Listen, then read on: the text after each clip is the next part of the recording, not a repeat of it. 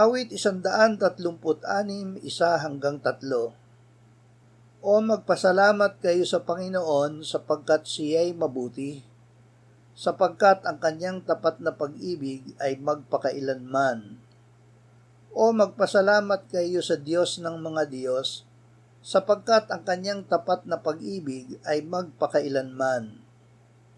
Ang Panginoon ng mga Panginoon ay inyong pasalamatan, sapagkat ang kanyang tapat na pag-ibig ay magpakailanman. Tapat magpakailanman.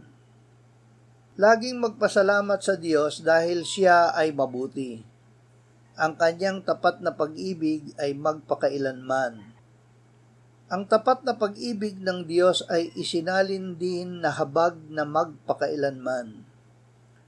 Sinabi ng Diyos na siya ay nalulugod sa kahabagan o tapat na pag-ibig kaysa alay.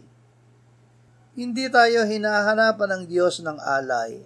Ang ibig niya ay mahabag at umibig sa atin kahit tayo ay hindi karapat-dapat.